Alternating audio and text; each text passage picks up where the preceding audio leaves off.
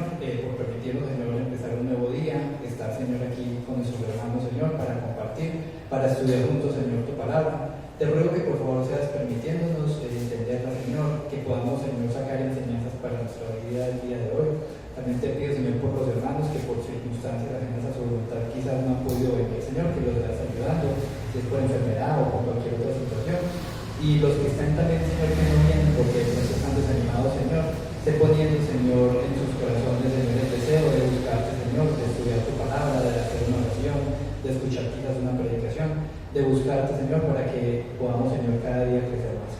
Todo esto doy gracias, Señor, y te lo pido y te pongo, Señor, en tus manos esta clase que vamos a estar estudiando. En el nombre de Jesucristo. Amén. Amén. Bueno, ¿alguno sabe algo sobre de qué Santiago estamos hablando? Algunos dicen que es el hermano de Jesús, ¿cierto? Particularmente el libro de Santiago, pues digamos que como casi todos los libros, siempre dice el autor, pero en este caso el libro empieza diciendo que es un Santiago, pero no nos dice exactamente el apellido. Y por el contexto y por la época en la que se intuye que se escribió, el candidato más opcionado es Santiago, el hermano de Jesús. Recordemos que Jesús igual tuvo hermanos, y uno de ellos se llamaba Santiago y fue uno de los seguidores de Jesús. Santiago lo llamaban también Jacob. Sí. Es el mismo nombre. Listo. Y el tema que vamos a estar estudiando hoy, que está entonces en el primer capítulo de Santiago, es sabiduría y fe frente a las pruebas y tentaciones. ¿Sí? Sabiduría y fe frente a las pruebas y las tentaciones. Y está dividido en 4 partes. La actitud correcta hacia, entonces primero vamos a estudiar sobre las pruebas, segundo sobre la oración, tercero sobre la tentación y cuarto sobre la palabra de Dios. ¿Sí? Y durante todo este estudio recordemos siempre la verdad central. Cada tema que estamos viendo estén pensando en este tema, en esta verdad central, que dice, ante las pruebas y las tentaciones, crece mucho más la necesidad de obedecer la palabra de Dios. ¿Cierto? Porque ahorita el pastor preguntaba, como venga, entonces, ¿cómo, pues, ¿qué es lo que tenemos que hacer como cristianos y cómo nos mantenemos? Y realmente, la palabra clave ahí es todo lo que dijeron, sí, es eso, pero la palabra clave es obedeciendo la palabra de Dios. Entonces, estemos siempre pensando en esta verdad. Sí, ahora, como les decía, el contexto sobre Santiago. Resulta que Santiago, parecido al libro de Hebreos, fue un libro que fue escrito muy al inicio de la iglesia. ¿Sí? Eso es lo primero. Y también fue escrito, que fue al inicio de la iglesia, a los hermanos que la mayoría eran judeocristianos, es decir, judíos que se habían convertido al cristianismo. ¿Sí?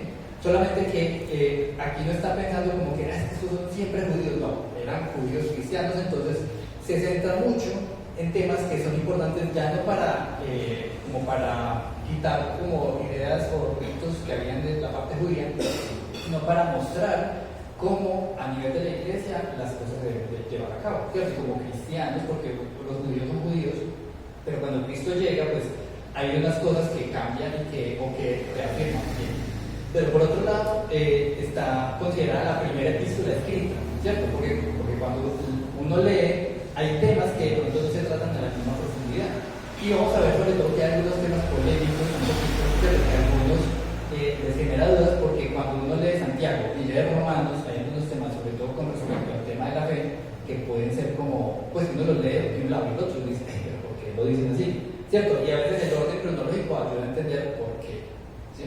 Entonces tengamos presente que esta fue una epístola que es de las más, básicamente la primera epístola, ¿cierto? Si uno las va a poner en orden cronológico, esta sería la primera que se escribió, ¿sí? Incluso un poco antes de la de Pablo. Y la última parte importante es que este libro trata temas súper prácticos.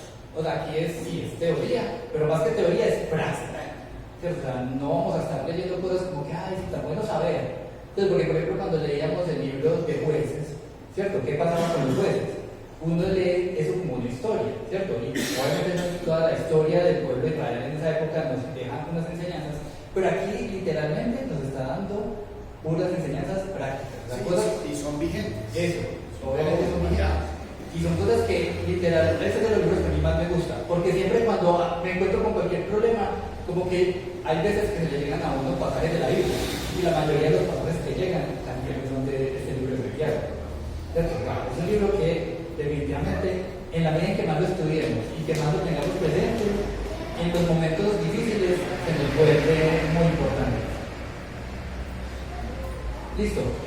mapa que utilizamos mucho en el libro de Hebreos también nos va a seguir sirviendo. ¿Por qué? Porque recordemos que el público objetivo inicial eran los judíos cristianos. Es decir, todos los hermanos que ya habían recibido a Cristo porque igual eran judíos y que además estaban en una diáspora, estaban repartidos por todo el Imperio Romano, ¿cierto? En todas las ciudades que en ese momento de la historia eran las más importantes. Entonces ahí podemos darnos una idea de hacia quién iba dirigido eso. ¿Sí? Entonces, listo. Teniendo ya en cuenta toda esta pequeña introducción, vamos a entrar en materia, ¿cierto? Y vamos a estar con la primera parte de la clase que viene siendo cuál es la actitud correcta hacia las pruebas. ¿Sí? La actitud correcta hacia las pruebas. Y eso está en los primeros pasajes de Santiago 1:4. Entonces leamos. Comienza diciendo: Santiago, siervo de Dios y del Señor Jesucristo, a las 12 tribus que están en la dispersión, salud. Entonces esto era lo que decíamos. El público inicial, el objetivo eran los hermanos judíos que se habían estado repartidos, pero igual. Como esto no es una cosa enfocada en judíos, sino que es enfocada en cristianos, que es una diferencia un poquito sustancial con respecto a hebreos, esta está enfocada en cristianos, es decir, que también es muy enfocada en nosotros. ¿Cierto? Sigue diciendo: hermanos míos, en el versículo 2 del capítulo 1 de Santiago, hermanos míos, tened por sumo gozo cuando estéis en diversas pruebas. Entonces, ¿quién cuando tiene dificultades siente alegría? No, alcen la mano. ¿Alguno siente alegría cuando está en diversas pruebas? A veces es difícil. Habrá pruebas que uno dice como que sí, a pesar de que sí, de que esto está muy duro, estoy feliz de que me pasen estas cosas. No hay ningún. Sí, yo cuando pasa algo, yo digo, pues, ya lo sé. O sea, yo diga, no, gracias Señor, porque mi actitud humana, yo digo, vea pues. Y entonces ya después de que hay un momento de calma, entonces digo, Señor, muéstrame y guíame, porque por alguna razón no se puede hacer tal cosa o tal otra. Pero lo que Santiago dice acá, siempre va a ser una lucha para el creyente. Que frente a la prueba usted esté contento. Ay Dios, que no se puede, Señor. Claro, pero ¿por qué? Porque humanamente eso es muy duro. O sea, pensar de que, ay, sí voy a estar muy contento cuando se me quiebra un pie, o cuando se me pierde un billete, O me echaron del trabajo. o me echaron del trabajo. O sea, gozo. El gozo es una cosa que no es natural. O sea, cuando el gozo nos llega, eso viene de Dios, no es natural, porque lo natural es justamente no sentir alegría por las cosas como malas que nos pasan. ¿Cierto? Pero ¿qué pasa? Cuando uno piensa en esas situaciones, el pasaje sigue diciendo en el versículo 3, sabiendo que la prueba de vuestra fe produce paciencia. ¿Por qué? Porque cuando uno se encuentra en pruebas, ¿qué es lo que le prueba a uno las pruebas? Pero cuando uno está probando, ¿qué es lo que se está probando? Normalmente es la fe. O sea, ¿usted qué tanto tiene fe en Dios? Y la confianza en Dios. ¿Alguno recuerda el pasaje que nos da la definición de fe? Alguno que no sea porque si no se la sabe. La certeza de lo que no se ve ¿Qué dice? y la convicción de lo que va a suceder. No. Y de lo que se espera. Sí, de lo que va a suceder. ¿Hebreos qué? 11:1. ¿Qué dice? Así, dígalo fuerte. Después la fe. Así comienza. Hágale. Después la fe, la certeza de lo que se espera, la convicción de lo que no se ve. Amén. Esa es la definición de fe, la definición bíblica de fe. Entonces uno no tiene fe como de en un objeto, no tiene fe en Dios directamente, ¿cierto? Y claro, cuando nos llegan las pruebas es como, bueno, usted dice que tiene fe, vamos a ver si es verdad. Vamos a ver si qué tan firme es su fe, ¿cierto? Versículo 3 dice, sabiendo que la prueba de vuestra fe produce paciencia, ¿sí? Y dice el versículo 4, mas tenga paciencia su obra completa, para que seáis perfectos y cabales, sin que os falte cosa alguna. Por lo tanto, pues el pasaje aquí nos está diciendo que, claro, decir que que la vida va a ser maravillosa, que no le va a pasar nada, eso ni siquiera es bíblico. El que les diga eso está diciendo de mentiras. ¿Por qué? Porque la vida va a tener sus complicaciones. Y las complicaciones tienen una razón de ser. Porque uno dice, a mí, ¿por qué me pasa esto? Porque a mí. Porque a mí, eso es una cosa muy humana. Nosotros a veces en algún momento podríamos tener esa idea. Pero aquí la Biblia nos dice, es que con esta prueba estoy probando tu fe para ver qué tanta paciencia tienes. ¿Por qué? Porque el fruto de esas pruebas se convierte en la paciencia, ¿cierto? Y esa paciencia es el resultado de cuánta fe realmente tiene uno en Dios, ¿sí? Entonces, cuando uno se siente gozoso por las pruebas, es porque uno entiende, esa es la razón por la cual uno se siente gozoso, porque me están pasando cosas malas, pero yo entiendo que eso es lo que me está tocando a mí, es la paciencia. Porque normalmente cuando uno es impaciente, es cuando le empiezan a llegar más malas. A veces por impaciencia uno termina metiéndose por líos y problemas, ¿cierto? Esa paciencia hace parte de esos frutos que genera esa fe y esa confianza en Dios, ¿sí? Entonces, claro, la actitud que tenemos que tener hacia las pruebas es de gozo, ¿cierto? La actitud correcta hacia las pruebas es una actitud de gozo. ¿Por qué? Porque ¿qué producen las pruebas? Paciencia. La segunda parte de... Sí, Daniel. Hermanos, miren, hay algo, y es que hay un elemento fundamental para que esto que vimos en esta porción del 1 al 3 realmente lo vivamos. Y es que tiene que existir la relación. Tiene que existir una verdadera relación de la persona con Cristo. ¿Para qué? Para estar fortalecido, para estar lleno del Espíritu. Y eso no es por osmosis, se da como resultado de una constante relación en la lectura de la palabra de Dios, de una constante tiempo de oración y de un tiempo de congregarse como hermanos. ¿Por qué razón? Porque lo que realmente va siempre a estar a prueba es la fe que usted tenga. Entonces, si yo tengo una relación y una fe en el Señor, el problema va a venir, llámese como se llame, enfermedad, me echaron del trabajo o bueno, lo que sea. Entonces, si estoy con Cristo, el problema puede ser así de grande, pero yo lo voy a ver así de chiquitico si estoy con el Señor. Pero si no hay esa relación, el problema puede ser así de pequeñito y la persona lo va a ver así de grande. ¿Por qué? Porque no hay relación. Entonces, esa fe, dice la palabra de Dios, porque la fe es por el oír, y el oír por la palabra de Dios. Tiene que haber relación, de lo contrario, eso no se da. Y entonces entra la persona en una impaciencia. ¿Por qué? Porque la persona quiere darle solución a algo desde sus propias fuerzas y omite al Señor. Hay un proceso de recuperación, por ejemplo, para los muchachos. ¿Ustedes no pueden confiar en ustedes mismos? No. En los seres humanos, menos. Ahí es donde tienen que depositar su fe en Dios para que puedan salir exitosos, avantes. De lo contrario es imposible. Igual eso lo vamos a ver con un poco más de detalle más adelante. Entonces, continuando con la siguiente parte, viene lo siguiente, la actitud correcta hacia la oración. Entonces, continuemos leyendo el capítulo 1, versículo 5, que dice: Dice, si alguno de vosotros tiene falta de sabiduría, pídala a Dios, el cual da a todos abundantemente y sin reproche, le será dada. Entonces, ¿alguna vez han pedido por sabiduría? ¿Qué se entiende por sabiduría? Pedirle a Dios que nos ayude a saber cómo comportarnos, qué hacer en el momento y que tenemos una pregunta. Exacto. ¿Por qué? Porque resulta que somos humanos y no la sabemos todas.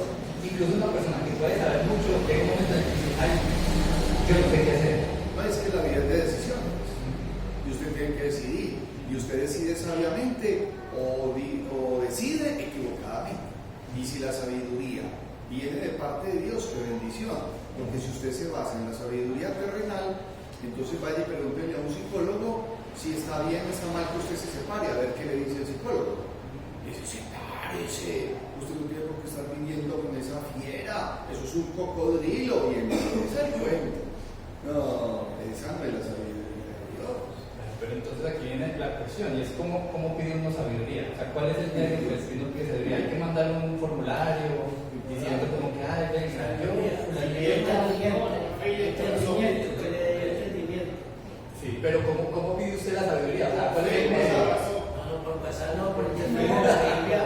Por intermedio de la Biblia, diciendo que me dé entendimiento. Aquí dice que la sabiduría se pide orando.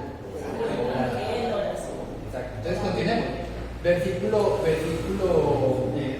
porque claro, o sea, yo sabio no soy, entonces tengo que pedir sabiduría, siempre. Sí. O sea, hay algo que es como propio del ser humano y es que somos, o sea, nosotros tendemos a creernos que sabemos, pero en realidad no sabemos, y cuando uno es humilde y entiende que no sabe, uno pide sabiduría. Pero cuando pide la sabiduría, entonces dice el versículo 6, pero pida con fe. Claro, entonces, por un lado, de la certeza. sí, por un lado me está diciendo que cuando me llegan pruebas es para probar mi fe. Entonces eso implica que si a mí me están probando la fe y yo no pido sabiduría, entonces también al pedir sabiduría estoy demostrando que tengo fe. Es una manera pues como de verlo. Además dice, no dudando nada. Cuando ustedes oran, dudan de que Dios los oye pronto. Es una pregunta. Porque a veces uno dice, yo ¿por qué voy a orar si a mí Dios no me va a escuchar? Pero en realidad Dios sí escucha.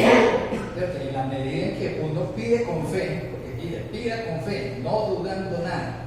Porque el que duda, entonces aquí nos da un ejemplo de cómo se ve el que duda. ¿Ustedes han visto a alguna persona dudosa? Sí, Ya, ¿será para allá? ¿Será que sí? ¿Qué tal? ¿Qué tal? Pero sí, ¿será que me oye? Pero sí, ¿será que esto? Entonces va así, como las ondas del mar. Eso. Y a veces uno tiene amigos que llegan y le preguntan a mamá, ¿será que compro tal cosa? Y uno es como, esa mujer no sé. Y entonces a las 2 semanas pues dicen, mira, es que encontré otro diferente. Y uno dice, pero, o sea, no compro, o sea, tiene dudas, porque son indecisos. Van de aquí para allá, mirando para acá, buscando como una respuesta, no se sabe ni en dónde. Es el desespero, dice sí, no, sí, no, sí, no. Y no sabe, no toma decisión. Hace una semana, hace 2 semanas presentó una situación en una institución y fue a realizar un proceso de papel y no pude hacer porque no me permitió el sistema. Si estaba bloqueado y no podía, pues yo le pregunté al muchacho qué puede hacer yo ahí, y dice, no, nada, tenés que viajar. Pero tú no quieres viajar, no, tenés que viajar. Y le pregunté a otro muchacho que también sabía, no, esa es la buena solución. Amigos, esa es la única solución que aquí no hay más nada que hacer. Y yo, bueno, entonces yo salí muy triste, muy deprimido. Porque me ponga a decir mil cosas. Y entonces, y al salir de la institución, yo pedí con fe. Señores, ya queda todo en tu mano, dame sabiduría y entendimiento para poder hacer las cosas. Y usted verá en qué momento tendré que hacerlo. Y así fue. Entonces yo llegando a la casa, me metí al sistema y nada. El día siguiente también nada, hasta que no, señor, que no. Yo, si lo hago yo por solo no voy a hacerlo.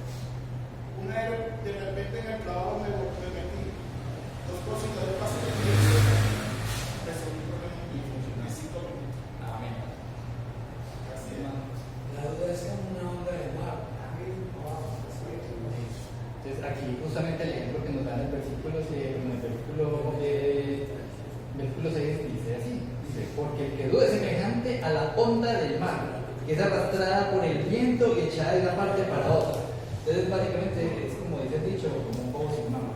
Entonces es como Está a la deriva. Sí, está a la deriva, uno está perdido. Viene más, viene aquí, pone Choca por aquí. Y de hecho no sabe, no es con convicción. Sí, eso. Y eso es un peligro porque a veces digamos, Claro, y además de eso no es solamente la situación, porque a ver, es posible que nosotros en algún momento de nuestras vidas estuviéramos aquí, perdidos, errantes, de aquí para allá como la ola del mar, ¿cierto? Pero eso te trae consecuencias, porque no es como que, yo estoy perdido, pero no pasa nada porque estoy perdido. No, da una consecuencia, dice el versículo 7. No piense, pues, quien tal haga, que recibirá cosa alguna de esto. ¿Eso qué quiere decir? Que a veces la gente anda dudosa y la razón por la cual están dudosos es porque les falta ¿qué? Fe. Les falta fe. Y sabiduría. La sabiduría, ¿cómo la pides? con Con fe. Entonces, finalmente, vuelve y juega la fe. Sí, hay algo que es práctico y es preguntarse, ¿somos de doble ánimo? Amigos, ¿somos de doble ánimo? Sí, hermano. Por ejemplo, a mí me ha pasado mucho que los meses que yo tengo mis caídas, pues, como humana, toda mi fe está puesta en el Señor. Y el dolor me hace dudar, pero el dolor me lleva a Él y llega una tranquilidad de que la persona me lleva por Dios,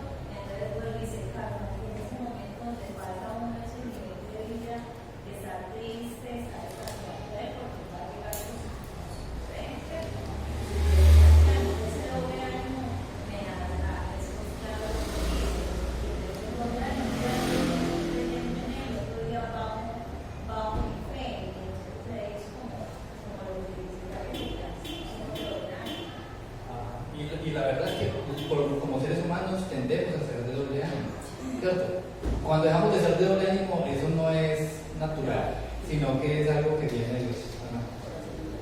A ver, yo leería esta partecita así porque no le deja a uno duda de ninguna manera. Dice, hermanos míos, tened por sumo gozo cuando salgáis en diversas pruebas, sabiendo que la prueba de vuestra fe produce paciencia. Mas tenga la paciencia su obra completa, para que seáis perfectos y cabales, sin que os falte cosa alguna. Si alguno de vosotros tiene falta de sabiduría, pídala a Dios, el cual la da a todos abundantemente y sin reproche. Pero pida con fe, no dudando en nada, porque el que duda es semejante a las olas del mar, que es arrastrada por vientos y echada de una parte a otra. Y cierra, y dice, no piense pues a quien haga que recibirá cosa alguna del Señor. ¿Por qué? Porque nuestra fe es fluctuante, o sea, es como una cosa que así, entonces uno está en medio, no, es que recibiremos, hay partes de la palabra del Señor donde dice, recibiremos todas las bendiciones y todo lo bueno, pero no recibiremos lo que no es tan bueno. Entonces nosotros tenemos que tener esa fe de que Dios, así como da una cosa, nos da la otra. Y que si Él nos la dio, es porque Él nos va a ayudar a salir de ella. Es pues la fe, la certeza, una certeza de lo que se espera, la comisión de la cosa. Ahora, también hay un punto importante aquí, y es como, listo, en la medida en que uno va creciendo en la vida cristiana, uno va aprendiendo qué cosas son las que Dios quiere que pidamos, ¿cierto? Porque en la medida en que somos más maduros, vamos dándonos cuenta que hay cosas que uno pedía cuando de pronto estaba en el Evangelio, y uno dice, ay, más adelante entendí que yo no tenía que estar pidiendo eso, ¿cierto? Pero lo bueno es que la Biblia también nos da como cosas que son seguras que podemos pedir con total confianza porque Dios siempre las va a conceder.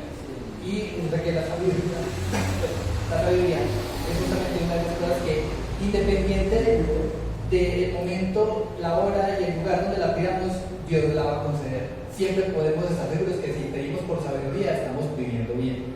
Y siempre tendremos pruebas. No, y es que hace así como se Salomón, le pidió sabiduría al Señor, y con eso es suficiente, y le pide que es el más rico del mundo, el más sabio.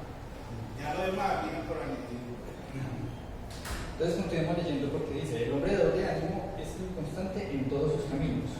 Entonces damos unos ejemplos. Dice, el hermano que es de humilde condición, gloríese en su exaltación, pero el que es rico en su humillación, porque él pasará como la flor de la hierba. ¿Sí? Entonces aquí nos da un pequeño ejemplo, y es como que listo, ya a nivel de la iglesia, ¿cierto? Siempre van a llegar personas que tienen más modo económico, porque aquí esto es de tema de riqueza, y otras personas que son de condición más humilde, ¿cierto? Entonces aquí dice, en la medida en que una persona entiende su posición y tiene sabiduría, va a entender en qué posición está, ¿cierto? Y la persona que es humilde, Dios no le está diciendo como que, es que usted tiene que sentirse mal porque es humilde, al contrario, exalte en su exaltación. Y a la persona que tiene modo, antes al contrario, cada vez que algo que la humille, ¿cierto? O que le genere esos problemas, porque finalmente a cada uno le llega una prueba de manera diferente. A uno le llega de una manera y a otro le llega de otra. ¿Sí? Y en la medida en que nos llegan esas pruebas, pues la manera como la abordamos, ¿cierto? También muestra esa sabiduría que Dios está dando. Y esto viene siendo como una muestra de cómo afrontar esas situaciones. Sí, y es que hay algo que expone el escritor de Santiago, y es que hay el tema de la confianza. Generalmente el ser humano, muchas personas, su confianza está en su parte material. Que cuando entonces, tienen plata están inscritos, y cuando no, entonces eso es un desastre y es la depresión. sí, para muchas personas su tranquilidad es que tengan plata en el bolsillo. Entonces la persona y el mundo equivocadamente dice, es que si usted tiene problemas, la solución es plata. La plata soluciona cualquier problema. Y la persona empieza a caminar, más aún, cuando empezamos a caminar en el Señor y nos damos cuenta que no es así. Hay muchas situaciones que el dinero no va a solucionar, nunca. No significa que es que entonces el dinero es malo y que todos los ricos van para el infierno y que todos los pobres van para el cielo. No, no es eso lo que está diciendo Santiago. Solo que la persona humilde entonces aprende en ese estado de humildad posiblemente de escasez a confiar más en el Señor. Porque es la persona que tiene sus hijos, su familia, pero el Señor nunca le falta con nada. Y llega y hay el alimento, y pasa el tiempo y dice, increíble, el Señor cómo nos ha sustentado. Y hay crisis económicas, sí, claro. Y la persona dice, uy, pero venga, ¿viste la fidelidad del Señor? Pero ha habido fe. Porque si la persona, el que sea, pierde esa fe, esa confianza, entonces empieza la solución personal. Y ahí es cuando la persona se mete en deudas o en situaciones que no convienen y va a hacer cosas que realmente se alejan de la voluntad de Dios. Pierde su fe en el Señor. En el versículo 11 dice, porque cuando sale el sol con calor abrasador, la hierba se seca, su flor se cae y perece su hermosura, su hermosa apariencia. Así también se marchitará el rico en todas sus empresas. Porque claro, uno dice, no, hace como le está yendo de bien, y a mí como le está yendo de mal. No, uno tiene que pensar así, porque lo cierto es que la plata es una cosa que viene y se va. Es efímera, ¿cierto? Hay cosas que sí duran el paso del tiempo, y la plata, realmente Dios simplemente nos bendice, y la misma Biblia dice, tenemos que estar contentos con lo que Dios nos da. Listo. Pero entonces aquí continúa con el siguiente tema. Ese es un tema picante, es un tema importantísimo y que todo el tiempo estamos sufriendo. Y es, ¿cuál es la actitud correcta hacia la tentación? Entonces vamos a leer el versículo 12. Dice, bienaventurado el varón que soporta la tentación, porque cuando haya resistido la prueba, recibirá la corona de vida que Dios ha prometido a los que le aman. ¿Cierto? Entonces ahí nos da una bienaventuranza. ¿Qué significa una bienaventuranza? Cuando dice bienaventurado, eso también como lo traducen a veces. Feliz. Bendecido. Doblemente bendecido. Y feliz también es una traducción. Pero entonces una persona que está en medio de una prueba, recuerden que cuál es la actitud hacia las pruebas. Humildad. De gozo. Humildad. Sí, pero de gozo, principalmente. ¿Cierto? Porque entendemos de dónde viene y para dónde va la prueba. Pero entonces aquí viene una cuestión, ¿cierto? Prueba o tentación. Algunos, a veces me dicen, no, es que me vino una prueba, y uno va y escucha cuál fue la prueba, y es que no, es que yo vi ese pan, ese ponquecito encima de la mesa, y yo no me aguanté y me lo comí.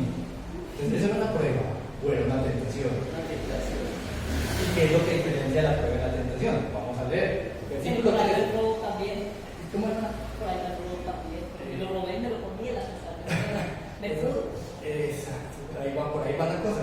Entonces vamos a ver, versículo 13 dice, cuando alguno es tentado, no diga que es tentado de parte de Dios, porque Dios no puede ser tentado por el mal, ni él tienta a nadie. ¿Cierto? Entonces hay una diferencia sustancial en cuanto a lo que es una prueba y lo que es una tentación. Lo principal es que Dios no tienta a nadie, ¿cierto? A veces uno llega y dice, no, es que ese ponquecito Dios me lo puso ahí para tentarme. Ni se les ocurra pensar de esa manera. Porque eso, vamos a ver quién fue, ¿cierto? Porque finalmente esas tentaciones jamás vienen de parte de Dios, ¿cierto? Hay pruebas. Por ejemplo, ¿qué viene siendo una prueba? ¿Cómo diferencia de una prueba y una tentación? Por ejemplo, el ejemplo que daban ahorita, me echaron del trabajo. ¿Eso es una tentación? No, eso es una prueba, ¿cierto? Pero ¿qué pasa? Pedí plata prestada porque me quedé sin trabajo. ¿Eso hace parte de la prueba? ¿O eso vino siendo una caída en una tentación? Estaba ahí la forma de conseguir lo que sea ya. Ya, no importa cómo. Eso, y posiblemente fue por falta de paciencia. ¿Eso qué quiere decir? Que la prueba, que era haberme quedado sin trabajo, ¿cierto? Viene con unas bendiciones, que es mejorar la paciencia, mostrar que la fe que tengo sí es una fe firme, o cultivar justamente esa fe, ¿cierto? ¿Cómo? Pidiendo sabiduría. Pero si en ese medio de esa prueba resulta que cae en una tentación de que un amigo o alguien me dijo, ay, yo te presto la plata, no te preocupes, después me la pagas, y uno dice, ay, es que no tengo por qué comprar tal cosa, o porque no está uno confiando en Dios, sino tratando de solucionar eso en su paciencia, en su falta de paciencia, pidiendo platas prestadas. Yo tuve una prueba de una tentación, digamos, porque yo pues trabajé y solamente tenía para mis hijos lo que eran para mis hijos, para alimentar y para todo, porque yo nunca he pasado por esas necesidades así. Pero entonces mis compañeras de trabajo me decían, a nos vamos a ir para no sé qué, por allá, un departamento lejos. El viaje vale tanto, y se puede ir pagando de tal y tal manera, y nos vamos. Digo, ay, muchas veces por invitación, yo no soy la que me meto en deudas. No, yo no puedo hacer ningún gasto porque ya todo está organizado y ya. No importa que sea un buen iglesia, me alegro mucho que les vaya muy bien, que pasen bien rico. Al final todos llenos de deudas, por aquí por allá, porque el viaje les costó más de lo que hacer. O sea, las tentaciones están ahí, pero es de nosotros tomar las podemos. Hay un ejercicio sencillo, muchachos y hermanos. ¿La marihuana es una tentación? Sí. ¿El guaro es una tentación? Sí. Daniel, para usted, ¿la marihuana es una tentación? Pues a ver, no, porque a mí eso no. Oh, para Daniel no. ¿Por qué? Porque a él no le gusta. Pero el Porque postre ha sí. sido consumidor. Ahora, ¿el aguardiente es una tentación? No, porque a él no le gusta. Pero resulta que a quien sí ha consumido. Levante la mano el que ha consumido. Ah, eso es una realidad. Entonces, ¿cómo es que esa tentación va a estar ahí? Venga, y les pregunto, ¿y en dónde está esa tentación? Muchachos, les pregunto, ¿en dónde está esa tentación? ¿Cómo? En la calle. Mire lo que dice Juan Esteban, en todas partes. Entonces, esa tentación, el Señor la convierte en una prueba ¿para quién? Para el que ama a Dios. Y entonces usted la ve en la distancia y usted dice, y ahí es donde usted tiene que decir, no. ¿Por qué? Porque usted ama a Cristo. Porque si a mí me dicen, no, van a cerrar la fábrica de licores de Antioquia, yo seco la risa y digo, ojalá y la cierren, pero habrá más de uno triste. No, se acabó el vicio en Colombia, yo estoy feliz, pero habrá más de uno triste. Entonces miren lo que enseña la palabra, porque es que es muy particular cuando colocan un ponqué, porque es que un ponqué es, pues, ¿quién pelea con un alfajor? Es Milagros, ¿quién pelea con un alfajor? Nadie, tú lo traes y todo el mundo lo compra, ¿cierto? Pero habrán algunos que dicen, yo eso no me lo puedo comer. Miren, la tentación tiene un elemento, y ese es el elemento que hay que tener cuidado. Y la prueba está ahí, pero el Señor fortalece. Entonces sí hay que identificar la tentación, porque para unos algo es tentación, para otros no. Usted sí tiene que identificar cuál es la tentación suya. Alguien puede tener una tentación, por ejemplo, es una inclinación excesiva hacia el sexo opuesto y a decir, y entonces parecen un ventilador, pasa una muchacha, ¿qué pasa? Así como ventilador. No, hay que parar. Y otro puede ser decir vulgaridades, eso no está bien. Otro puede ser robar. Yo no quiero robarle a nadie, pero no debe faltar el que diga, es que uno ahí gana plata. Y eso es una tentación, y más si hay escasez de plata, mejor dicho. Pero hay una cosa chistosa, pues, que de verdad es como, es que está en todas partes la tentación. Pero vamos a ver qué dice la Biblia. Sigamos leyendo, vamos en el capítulo 1, versículo, vamos a volver a leer el 13 y seguimos con el 14. Dice, cuando alguno es tentado, no diga que es tentado de parte de Dios, porque, a ver, la tentación no viene de Dios, ¿cierto? Dios los prueba y a veces pasan tentaciones que nos piden el aceite, pero la tentación como tal no proviene de Dios, ¿cierto? Es la prueba la que proviene de Dios, ¿sí? Porque Dios no puede ser tentado por el mal, ni Él tienta a nadie. Ojo pues, sino que cada uno es tentado cuando de su propia concupiscencia es atraído y seducido. ¿Qué es concupiscencia? ¿Qué es concupiscencia? Porque es una palabra pues que no estamos muy acostumbrados hoy en día a escuchar. Pero, ¿qué es concupiscencia? Yo pienso que no lo he investigado, pero pienso que es la raíz del mal. ¿De dónde viene la raíz del mal? Desde cuando Adán nos desobedeció. Esa raíz está ahí, esa concupiscencia está en todo ser humano, porque por cuanto todos pecaron, están destituidos de la gloria de Dios. Y no hay justo ni aún uno.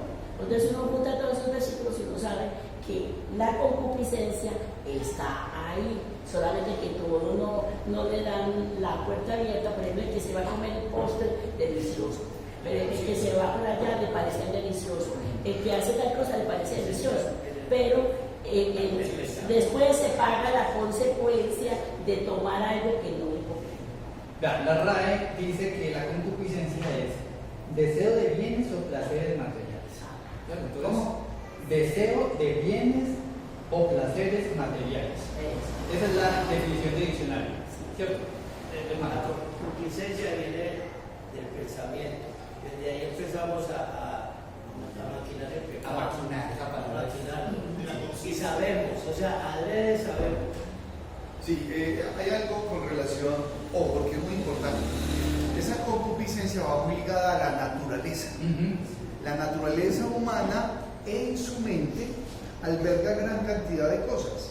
Y el ser humano se alimenta con los ojos, con los oídos, o sea, todo llega. Con los sentidos. Por ejemplo, una mente perversa, ¿sí? Un corazón pervertido que tiene una inclinación hacia algo, entonces de su propia concupiscencia, o sea, desde el pecado que mora, entonces la persona trama, conspira y dice, pero yo por qué soy así, yo por qué pienso así, porque es que eso es lo que usted ha alimentado, ¿sí? Entonces de su propia concupiscencia, y dice la porción ahí, es atraído, y no solamente atraído, es seducido. Entonces, la persona va caminando y la tentación está ahí, y entonces es como si la tentación lo atrae. Entonces le dice, hey, Sí, pero si pasa derecho Juan. no pasa nada. entonces llega, Juan Esteban. ¿Qué significa? Aquí estoy. Ojo, muchachos, miren, yo voy caminando.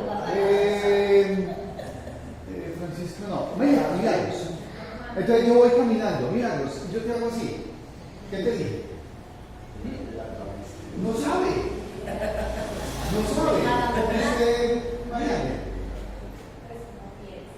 Pero como piense, ojo, miren, o sea, es una inocencia.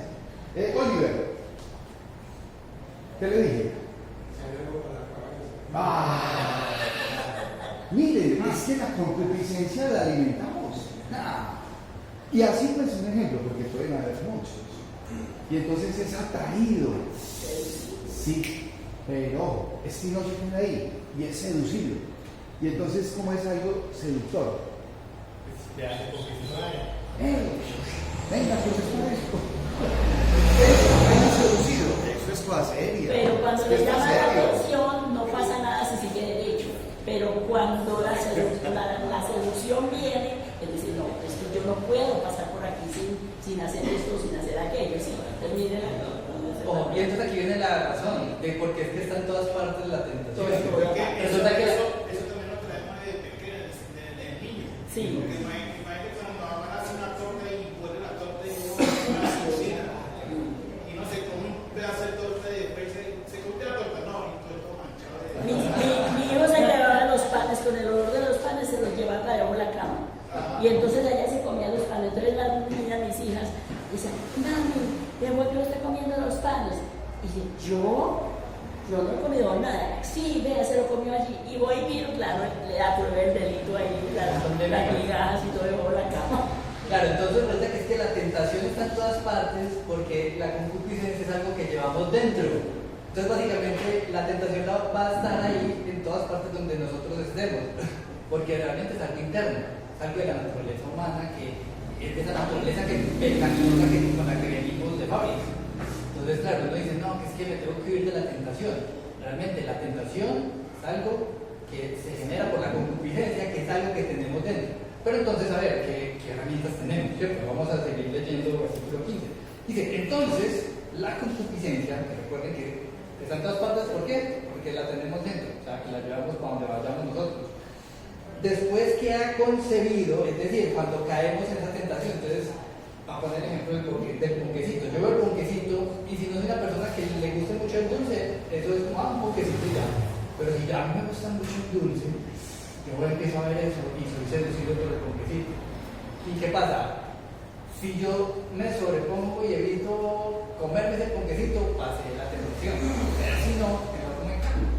Tomes un mordisco, entonces, ¿qué dice? Resulta que cuando, después de que ha concebido, es decir, cuando se lleva a cabo, da a luz el pecado. y el pecado, siendo consumado, da a luz la muerte. ¿Sí? Sí. La muerte, o sea, las consecuencias. Separado de Dios. Sí, es que mire, Daniel, miren hermanos, es un proceso, las cosas no se dan porque sí, es un proceso y es evolutivo. Entonces, es atraído y es seducido, pero la concupiscencia, cuando ha concebido, o sea, ¿qué es concebir? Va y se une, se junta, ¿sí? Es concebido. Y después de que hay algo concebido, entonces, ¿qué dice? Da luz. ¿Y da luz qué? El pecado. Y dando luz al pecado, entonces viene la muerte. Eso es un negocio malo. Eso es un negocio pierde. Es sencillo. Aquí hay una persona, don Jaime. Don Jaime lleva 4 años en sobriedad. Pero resulta que yo puedo llegar y puedo dar una cerveza. Y entonces le digo, mira, una voladora. Le digo, o sea, Jaime, mírala. Entonces, Jaime la mira. Y entonces está ahí, atraído y es seducido. Pero cuando empieza a perder el año, en el momento en que concibe y dice, yo me la tomo. Y es sencillo, hermano. Si usted toma una La cerveza, botella y nada pasado. y si usted se embriaga, recaído. ¿Y qué más? Porque es que el final es la muerte. Entonces, todo un proceso de recuperación estirado al canasto de la basura, porque usted no es capaz de decir que no. O sea, el caminar va a ser complejo. Entonces, ¿lo van a hacer solos? ¿O lo van a hacer acompañados del Señor? Porque esto no soy capaz de hacerlo sin el Señor. Eso es algo que tampoco no es bueno ni mal, sino porque hay que saberlo por otro lado. Porque a veces, por ejemplo, en mi caso, ha sido me acuesto, que me acuerdo a las 8, pero siempre en la casa mi conciencia dice, ponte a leer, tengo que ir para poder leer una casa, un versículo para que me tranquilo. O hace un domingo que no pueda venir y me siento muy mal porque no puedo venir, me siento así como un vacío y yo no fui a la iglesia. O va a un sitio y ve una persona que está leyendo la Biblia y me provoca llegarle ya a ellos y leer la Biblia. No son cosas ni buenas ni malas, sino que hay que saber controlar y hacer Pero aquí hay una cosa y es, pues listo, estas son las malas noticias, ¿cierto? Y uno dice como que, bueno, entendiendo el problema puedo buscar soluciones. Pero entonces, ¿qué herramientas nos da Dios para poder vencer esos problemas? Entonces, empecemos el primer leyendo el 16, dice, amados míos, no erréis. ¿Qué quiere decir? No empecemos a imaginarnos cosas, a entristecernos porque es que la realidad es muy dura y que no hay solución. No, sí hay solución. Dice, toda buena dádiva y todo don perfecto desciende de lo alto, del Padre de las luces, en el cual no hay mudanza ni sombra de variación. Eso es una manera de decir que Dios no cambia. Él siempre está ahí con nosotros y que esa fe que tenemos en Dios es firme. Su fidelidad Sí. permanece. Dice el 18, Él, de su voluntad, nos hizo nacer por la palabra de verdad, para que seamos primicias de sus criaturas. Entonces aquí entra un concepto muy importante, que es el de nacer por la palabra de verdad. ¿Eso qué quiere decir? Que en la medida en que más estudiamos la palabra, pues más herramientas vamos a tener para poder resistir esas tentaciones. Porque es que si no vas a resistir las tentaciones en tus propias fuerzas, ¿qué va a pasar? No, es muy duro, pierde el año. Podrá resistir de pronto una a medias. Y a la siguiente cae, ¿cierto? Entonces uno en sus propias fuerzas no puede con nada. Sí, cuando alguien lo está viendo aguanta, pero cuando nadie lo ve. Sí, porque es que otra cosa es que nadie lo ve. Y dice el 19, por esto, mis amados hermanos, ¿cierto? O sea, que está hablando a hermanos, a personas que ya han creído en Cristo, que ya han conocido y que han recibido a Cristo como su Salvador. Dice, todo hombre sea pronto para oír, tardo para hablar, tardo para airarse, porque la ira del hombre no obra la justicia de Dios. ¿Sí? Entonces aquí vamos viendo, claro, es que eso todo está unido en el tema. Si usted quiere sobreponerse a las tentaciones, a veces las tentaciones llegan de formas, claro, digamos que el ejemplo de algo que yo voy a comerme, voy a consumir, es un ejemplo que existe, pero hay otro tipo de ejemplos, por ejemplo, gritarle a alguien, ¿cierto? O desesperarse porque se me coló alguien en la fila, ¿cierto? Son otro tipo de cosas que se vuelven tentaciones en la medida en que uno está luchando ¿cierto? Para evitar pecar. La angustia es una tentación. La angustia sí puede ser una tentación porque puede mostrar que tanta confianza tiene uno. A veces uno, porque ¿cuál es la fuente de la angustia? Si Dios tiene el control de todo. Claro, la angustia es un resultado Sí. de algo que le pasa en su humanidad al individuo. Entonces, entrar en angustia es, no sé qué voy a hacer. Paciencia. Entonces, Paciencia. llega un momento donde, espera un momentico, yo de pronto no sé qué hacer, pero el Señor sí. Entonces, espero en el Señor, confío en el Señor. Y a veces, angustia de pronto es una manera de decir que no tengo suficiente paciencia, que veo que las cosas como que son más grandes de lo que yo puedo como abordar, ¿cierto? Pero yo estoy en control. Y claro, aquí estamos viendo que básicamente a nivel de tentación, la actitud que tenemos que tener hacia la tentación es la de no caer, ¿cierto? Y no es como que vamos a caer en nuestras propias fuerzas, sino que es buscando de Dios, porque Dios pues da sabiduría al que la pide. Sí, pero es que hay cosas que son de sentido común. Mire, si usted tiene una circunstancia que tiene que cuidar, y me disculpan los muchachos, me dirijo a ellos. Si yo sé que allá al fondo de esa puerta está la olla, ¿yo por qué voy a ir allá? A la vuelta. Ni siquiera voy por allá. Claro, tengo que cambiar de camino. Tengo que cambiar de camino. Si yo sé que acercándome a donde un amigo, me disculpa Jaime, y yo sé que aquí don Jaime es fanático de la palabra. No. Y entonces veo que puede ser un factor de riesgo, entonces yo tengo que marcar distancia, ¿o no? Ya me sé. Mire, es más, aún dentro de la misma familia, si hay factor de riesgo, yo tengo que marcar distancia. Sí, Oliver. Pero ¿qué hacemos en el cabo si me una plaza gigante? Por eso hay que estar fortalecidos. Entonces tengo que saber cómo camino. ¿Sí? Mira por dónde camina, no vaya a ser una mina que desbarate los pies, dice un disco. Pero todo está minado. Todo está minado. Entonces yo tengo que andar con mucho más cuidado. Tengo que tener una camisa casi que diga no, porque las propuestas van a estar constantes. Y entonces, ¿qué tal cosa? Lo que diga la camisa. No. Claro. Sí, hermana. Ayer en una prédica escuchaba que había una persona que tenía problemas con la fe, estaba que no se podía ver. Entonces el celular está configurado seguramente por la persona. Esta persona, como vio que solicitaba el pecado, le dio la clave a otras personas para que vigitaran lo que veía. Es una forma de protegerse. Y entonces él sabía que cuando iba a poder declarar lo prohibido, otras personas estaban viendo que él estaba haciendo. Y de esa forma, como salir de ese medio, pues dejándose ayudar, buscando a amistades que no lo lleven a eso, apartándose, ordenándose a Dios. O sea, el camino en Colombia hay cada día más claro, pero también hay muchas iglesias, hay muchas personas que nos quieren y nos quieren ayudar a levantar.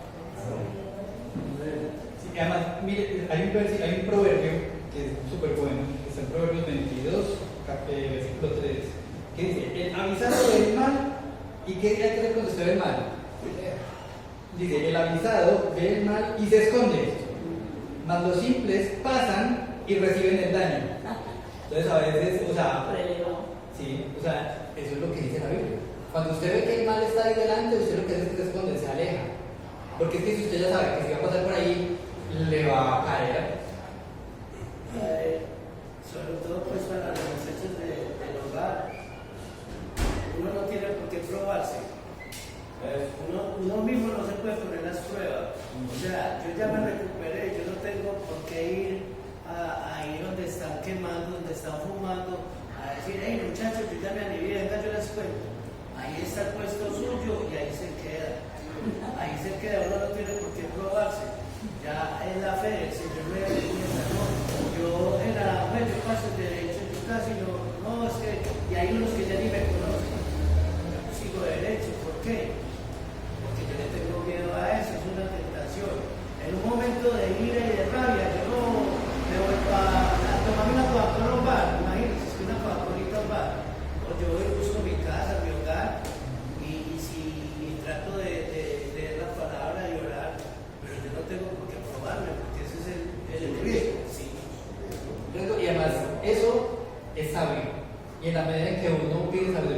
va mostrando qué es lo sabio que uno tiene que hacer. Sí, no de papá. Esa es una de las cosas, claro. Y de hecho, pues digamos que hay que leer salmos, hay que leer la palabra, hay que estudiarla, porque a la medida en que uno va leyendo y va absorbiendo más de las enseñanzas, Dios de alguna manera nos va hablando. Y cuando uno va viendo las tentaciones, y uno dice, Dios mío, ¿qué hago? ¡Pam! Empiezan a llegar los versículos. El avisado ve el peligro y se esconde. ¿Cierto? En cambio, el que no está avisado, el simple, recibe el daño. Claro. Es que eso desde ahí es donde va proviniendo la sabiduría que Dios nos va dando para las diferentes situaciones. Bueno, hermanos, por tiempo creo que nos va a tocar parar acá. A mí no me gusta dejar eso cortado, pero por tiempo, pues, antes de que me Es una pasadita, ¿no? entonces, quedamos faltándonos la última parte del estudio, ¿cierto? Que de hecho se nos iría más largo porque también es bastante larguito. Pero el hermano igual va a estar repartiendo los versículos que vienen para la próxima semana, que viene siendo el capítulo 2. Pero nos queda faltando la última parte del capítulo 1 y el capítulo 2 también lo estudiaremos. Entonces, voy a pasar rapidito para no hacerles por muchos spoilers. Pero lo que es cierto es que a nivel de aplicaciones de estudio tendríamos dos. La primera es que la actitud correcta del cristiano ante las pruebas ha de mostrarse de una manera práctica. ¿Cierto? Aquí nos explico porque estamos viendo práctica. Esto no es teoría, esto es cómo vamos día a día a desenvolvernos como cristianos. ¿Cierto? Y lo otro es que debemos reconocer las buenas dádivas que Dios ofrece. ¿Cierto? Dios todo el tiempo nos está dando, ¿cómo se dice? Cosas buenas. Y tenemos que aprender a verlas día a día. ¿Cierto? Parte de eso es lo que nos queda pasando por estudiar. Pero desde la próxima semana, capítulo 2, el texto clave para el día de hoy es: y si alguno de vosotros tiene falta de sabiduría, pídala a Dios, el cual da a todos abundantemente y sin reproche, y les será dado. Pero pida con fe, no dudando nada, porque el que duda es semejante a la onda del mar, que es arrastrada por el viento y echada de una parte a otra. Santiago 1, 5 y 6. Muchísimas gracias.